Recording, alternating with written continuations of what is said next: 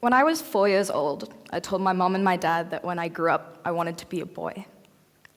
Now, I didn't mean that I wanted to change my sex, and I didn't mean that I wanted to completely change my identity. What I meant was I wanted to be able to behave like a boy. To give you some context, I grew up in a house with 4 siblings, 3 of whom are male, and my brothers ended up becoming more close to me than my sister did. But I never necessarily understood why it was perfectly okay for them to do certain things that I couldn't.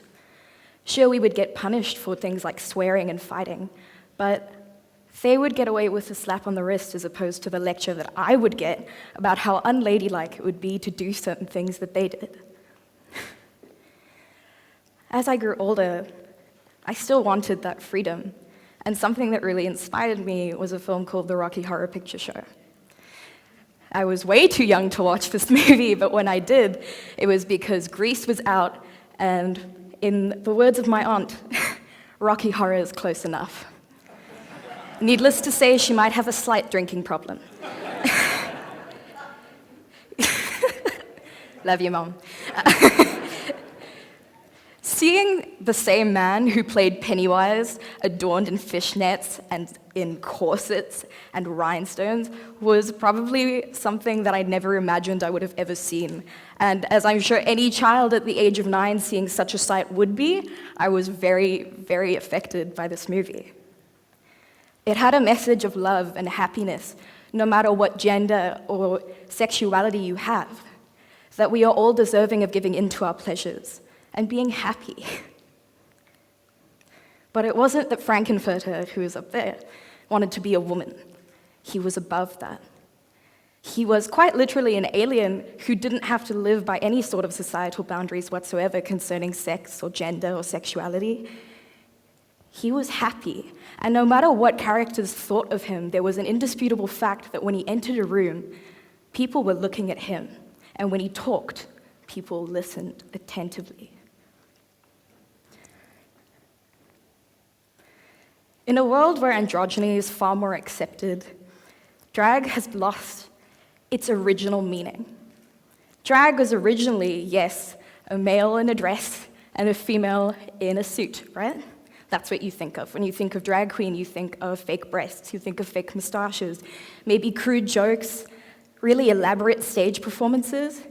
But now that there are people out there who are celebrities that are able to really play with gender, and now that we have a gender spectrum that's far more fluid than it used to be, the meaning of drag has changed, but that's not necessarily a bad thing. So what is drag? Drag is just being above any gender stereotypes. It is the true human spirit in its most raw and unedited way. It's taking what society expects of you and doing the complete and utter opposite to shock and offend, because it's very therapeutic to take all of these boundaries that you've been put in and that have been placed before you and to totally break them and just be yourself. That's what drag is. In the words of RuPaul, we are all born naked and the rest is drag.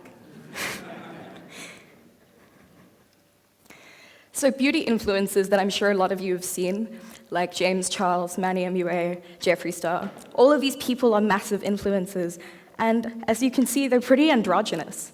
They wear very thick makeup, probably exactly the same as your run-of-the-mill drag queen, and a lot of the techniques that they use to achieve this look are actually old drag tricks that have only really become popular now.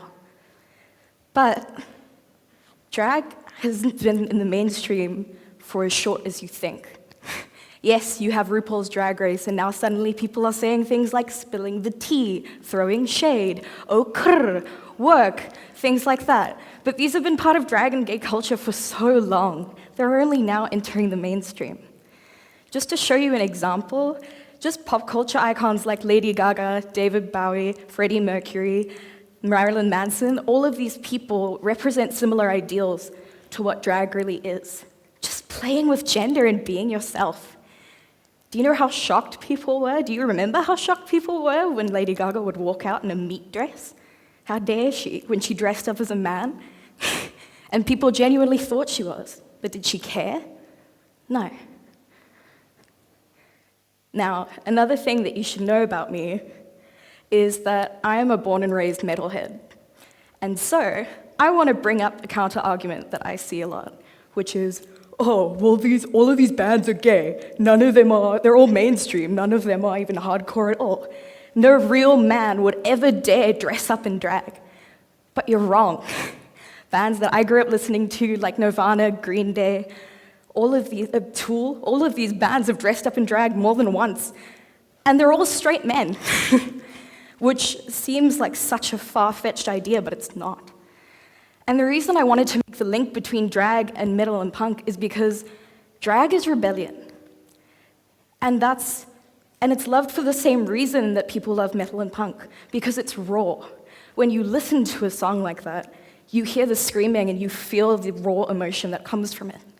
When you see a drag performer being rude and funny and making terrible, obscene sex jokes, they're being raw in the similar way, and it's therapeutic.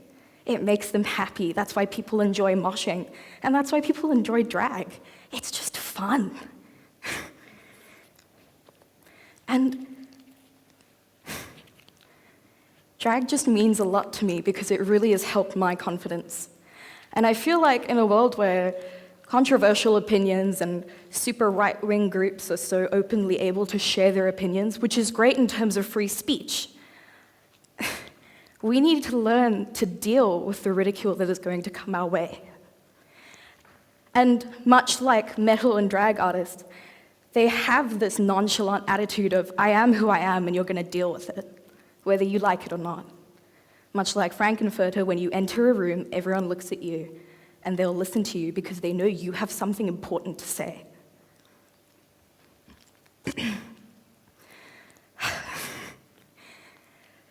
Drag really has helped people stand their ground. And it's a lesson that we can learn from this culture, whether you're gay, straight, whatever. You're going to get ridiculed for something, whether it's the way you dress, the way you look, your race, anything like that. And it's really important to be able to realize that maybe you can't control other people's beliefs and force them to call you by a pronoun that you identify with. Maybe you can't force them to accept you or the lifestyle that you have. But you are in control of yourself. And you're able to say, I am who I am, and you're going to deal with it. And that's a drag queen attitude. That's a metal attitude. And it's one that we should all adopt if we really want to be able to live in this world and not play into a triggered liberal stereotype that all these people think that we are. We're not that. We're strong. We are who we are, and you're going to deal with it. Thanks.